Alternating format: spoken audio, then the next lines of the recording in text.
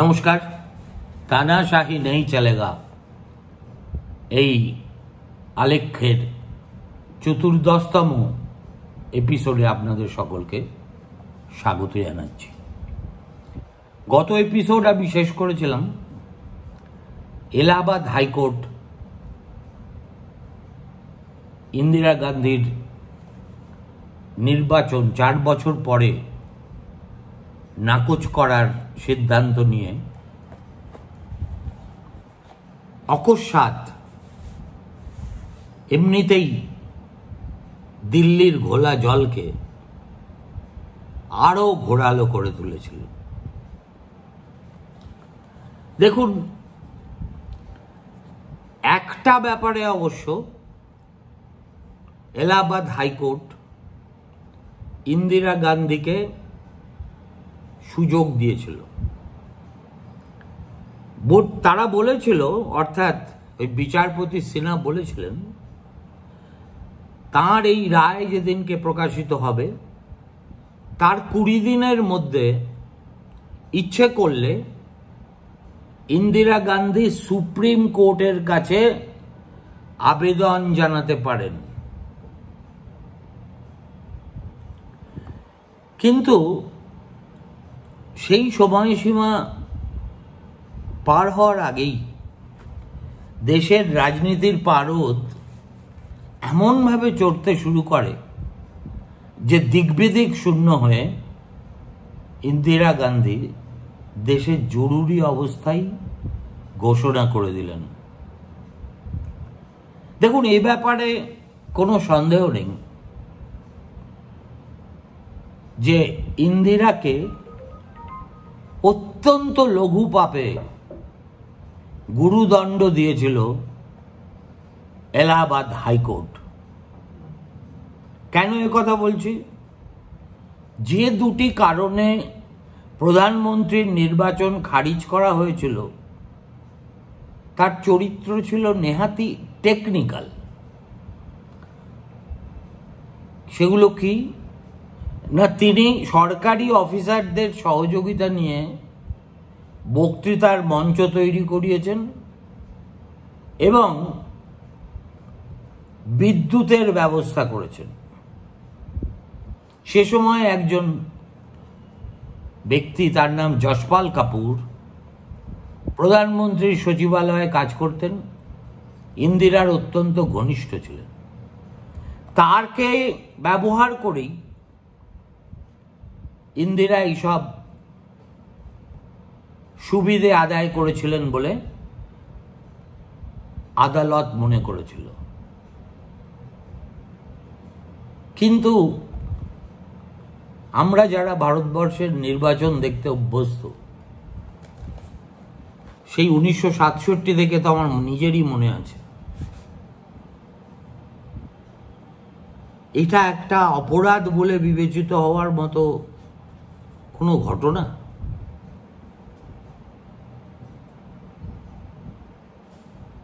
তারপরে ভারতবর্ষের নির্বাচনে যে ধরনের অনিয়ম হয়, রিপ্রেজেন্টেশন অফ পিপলস অ্যাক্ট যেভাবে পদদলিত হয়, তার তুলনায় যশপাল কাপুরের সাহায্য নিয়ে একটা মঞ্চ বাঁধা বা সেখানে বিদ্যুতের ব্যবস্থা করা কোনো অপরাধ হলো?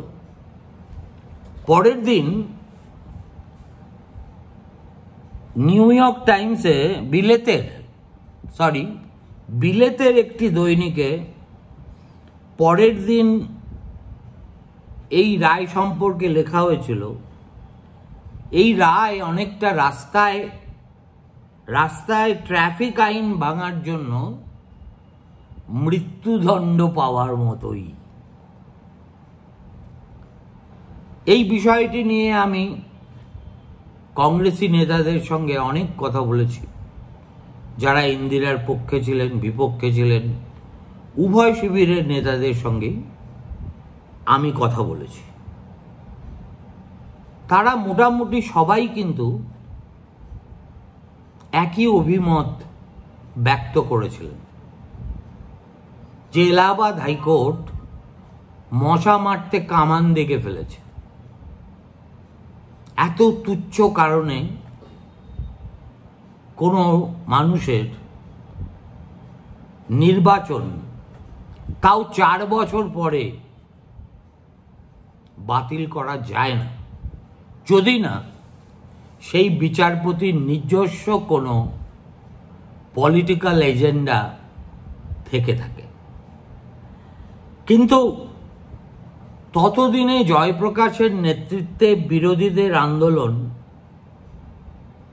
শুধু দানা বেঁধে উঠতে শুরু করে দিয়েছে তাই নয়, খুব সুসংহত চেহারা নিয়ে ফেলেছে। আর এমন একটা পরিস্থিতিতে এলাহাবাদ হাইকোর্টের এই রায় তাদের কাছে প্রায় একটা ব্রহ্মাস্ত্র তুলে দিল। পাটনা থেকে জয়প্রকাশ ঘোষণা করলেন, ইন্দিরা যদি আদালতের রায় মেনে সরে না দাঁড়ান তাহলে সেটা শুধু আইনের অবমাননা হবে তাই নয়, গণতান্ত্রিক রীতিনীতি ও শিষ্টাচারেরও পরিপন্থী হবে। সেদিন রাতেই প্রধানমন্ত্রীর ইস্তফা দাবি করে বিরোধীদের একটা প্রতিনিধি দল রাষ্ট্রপতি ভবনে গিয়ে তার সামনে অবস্থান বিক্ষোভ শুরু করে দেন। রাষ্ট্রপতি ভিভি গিরি তখন দিল্লিতে ছিলেন না, তিনি কাশ্মীর সফর করছিলেন। এই খবর তার কানে এসে পৌঁছানোর পর তড়িঘড়ি তিনি দিল্লিতে ফিরে আসেন। রাষ্ট্রপতি ভবনে বিরোধী নেতাদের সঙ্গে অনেকক্ষণ সময় দিয়ে তাদের কথা শোনেন, তাদের বক্তব্য শোনেন, কিন্তু তাতেও পরিস্থিতি শান্ত হয় না। বিরোধীরা ঘোষণা করেন তারা এবার ইস্তফা দাবি সপ্তাহ পালন করবেন। সুতরাং আপনি যদি এটা কৌশল হিসেবে দেখেন তাহলে কৌশল, আর যদি নৈতিকতার মানদণ্ডে দেখেন তাহলে এলাহাবাদ হাইকোর্টের এই রায় তো একটা ক্যাভিয়েট ছিল যে Indira Gandhi can move supreme court if she chooses within 20 days।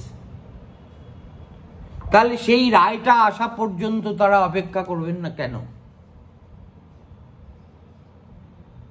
তার মানে তাদের আসল উদ্দেশ্য হচ্ছে যেন তেন প্রকারেণ ইন্দিরা গান্ধীকে প্রধানমন্ত্রীর পদ থেকে সরিয়ে দেওয়া। অতএব বিরোধীদের এই সিদ্ধান্ত নিয়ে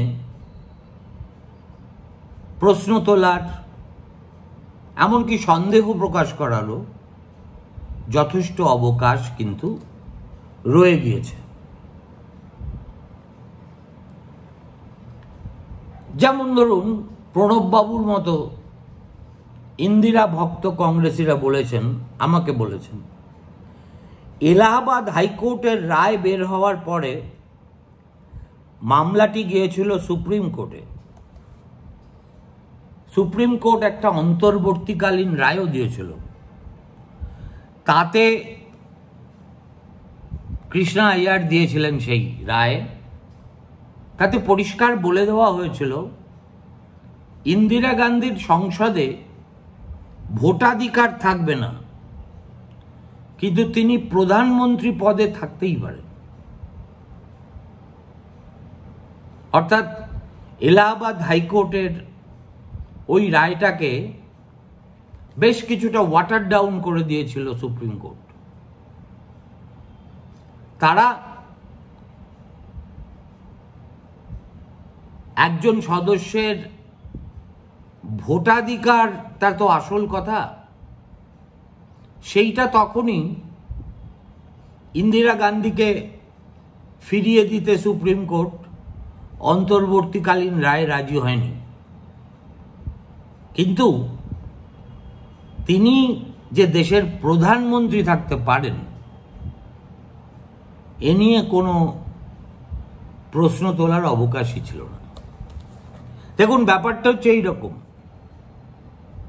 যে অনেক সময় দেখা যায় যে নির্বাচনে প্রতিদ্বন্দ্বিতা না করেও কেউ কেউ প্রথমেই কোনো মন্ত্রিসভায় ঢুকে যান। নিয়ম অনুযায়ী তার 6 মাসের মধ্যে তাকে ভোটে লড়ে জিতে আসতে হবে। অতএব তর্কের খাতিরে যদি ধরে নিই এলাহাবাদ হাইকোর্টের ওই রায় বহাল রইল, তাহলে তো ইন্দিরা গান্ধীর সামনে 6 মাসের মধ্যে আরো একটা নির্বাচনে জিতে এসে ভোটাধিকার পুনরুদ্ধার করা একটা পথ খোলা ছিল। সবচেয়ে বড় কথা ছিল, প্রধানমন্ত্রী হিসেবে কাজ চালাতে তো সুপ্রিম কোর্ট তাকে কোনো বাধা দেয়নি। তাহলে বিরোধীদের এত ক্রোধ উষ্মা কিসের? আমি অনেক ভেবে দেখেছি যে এই যুক্তিকে ছেঁদো বলে উড়িয়ে দেওয়া যায় না। তেমনি আবার যদি রাজনীতির মারপ্যাঁচের কথা ভাবেন, তাহলে আবার এরকম একটা ইস্যু হাতের কাছে পেয়েও বিরোধীরা তা ব্যবহার করবে না, তেমনটাও কি হয়? বিরোধীদের জায়গায় যদি কংগ্রেস থাকত এবং তাদের নেতৃত্বে ইন্দিরা গান্ধী থাকতেন, সম্ভবত তাঁরাও একই কাজ করতেন, সরকারকে বিড়ম্বনায় ফেলতে। এত যে সংকট, শেষ পর্যন্ত এলাহাবাদ হাইকোর্টের এরকম একটা বিধ্বংসী রায়, তবু দলের ভিতরে কিন্তু ইন্দিরা গান্ধীকে ঠিক সেই সময় কোনো চ্যালেঞ্জের মুখে পড়তে হয়নি,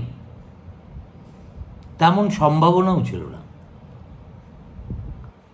বিরোধীদের আন্দোলনের মোকাবিলায় কংগ্রেস তখন দ্বিমুখী কৌশল নিয়েছিল। এক, এলাহাবাদ হাইকোর্টের রায় চিরতরে রদ করার জন্য সুপ্রিম কোর্টে আবেদন করা এবং প্রধানমন্ত্রীর নেতৃত্বে দলের সর্বসম্মত আস্থা প্রকাশের উদ্দেশ্যে দিল্লিতে একটি বড় সমাবেশের আয়োজন করা। অর্থাৎ to prove that Indira Gandhi remains the undisputed leader of the Congress party.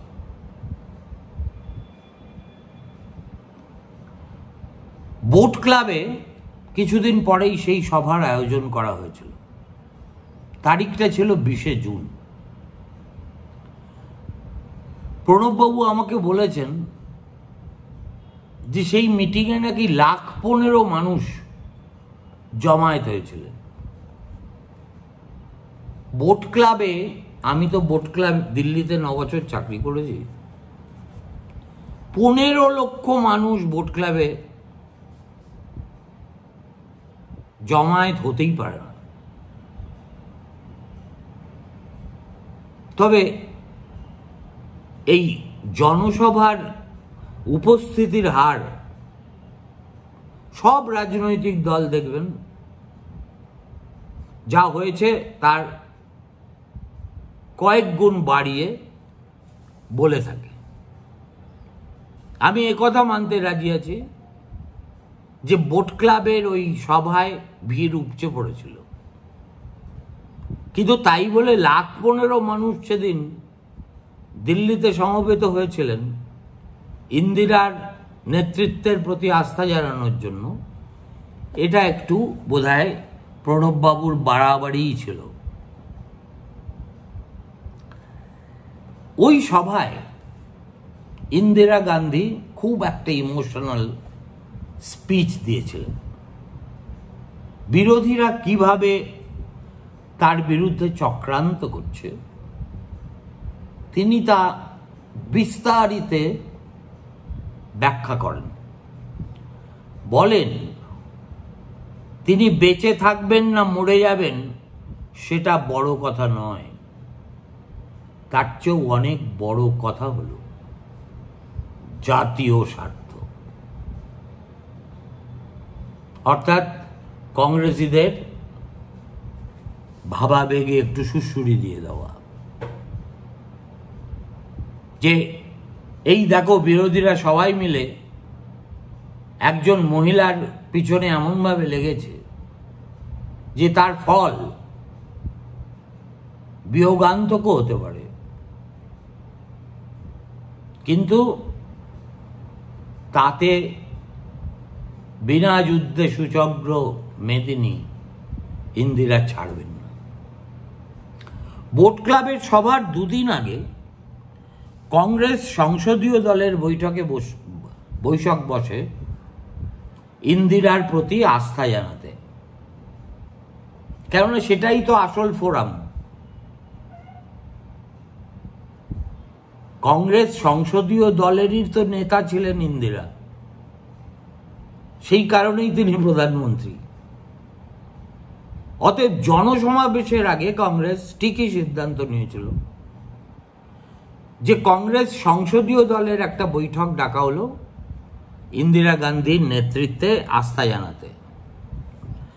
প্রস্তাবটিকে পেশ করেছিল জানেন জগজীবন রাম, আর তাকে সমর্থন করেছিলেন ওয়াইবি চৌহান। ওই বৈঠকেই তৎকালীন কংগ্রেস সভাপতি দেবকান্ত বড়ুয়া সেই ঐতিহাসিক উক্তি করেছিলেন যার জন্য তার নাম চামচাবাজির ইতিহাসে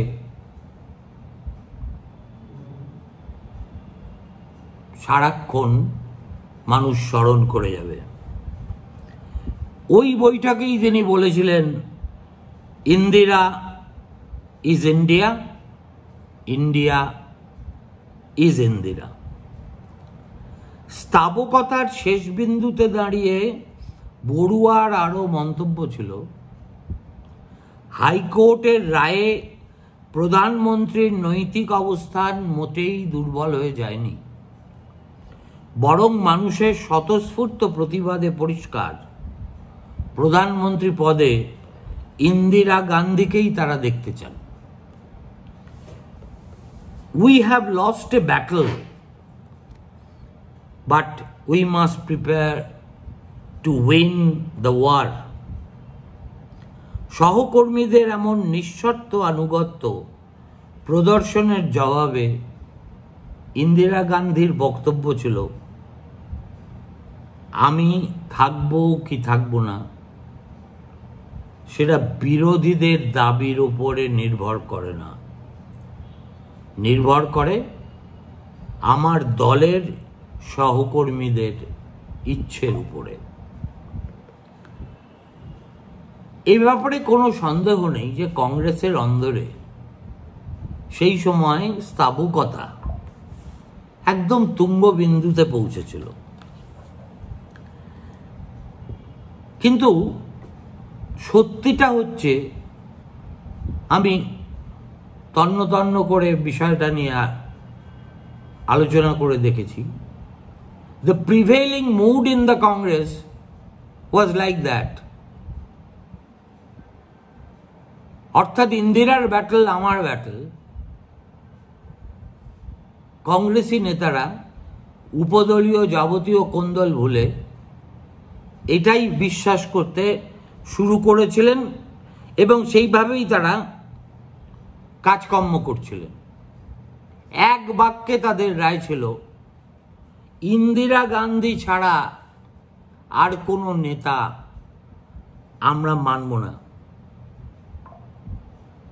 আর ইন্দিরা গান্ধী তো সেটা অর্জনও করেছিলেন। তার মতো জনমনোহরণী শক্তি ভারতবর্ষে আর কোনো দ্বিতীয় রাজনীতিকের ছিল না। কংগ্রেসের কাছে এটা হয়ে দাঁড়িয়েছিল আত্মরক্ষার লড়াই। কিন্তু ভবি তবু তো ভুলবার নয়। কংগ্রেসীরা যতই আস্ফালন করুন, সংসদীয় দলের বৈঠকে ইন্দিরার নেতৃত্বে আস্থা প্রকাশ করুন, পরে ভোট ক্লাবে বিশাল সমাবেশ করে গোটা ভারতবাসীকে দেখিয়ে দেন যে তারা কিভাবে এই সংকটের মুহূর্তে নেত্রীর সঙ্গে আছেন, তা সত্ত্বেও কিন্তু বিরোধীরা ইন্দিরা গান্ধীর পদত্যাগের দাবি থেকে এক চুলও সরে আসেনি। জয়প্রকাশ নারায়ণ সেই সময় মন্তব্য করেছিলেন, কংগ্রেস সাংসদেরা ইন্দিরা গান্ধীর নেতৃত্বে আস্থা প্রকাশ করলেন কি করলেন না সেটা এই মুহূর্তে আদৌ বিবেচ্যই নয়। আসল কথাটা হলো দেশে আইনের শাসন থাকবে কি না, এবং তা ছোট বড় সবার ক্ষেত্রেই সমানভাবে প্রযোজ্য হবে কি না।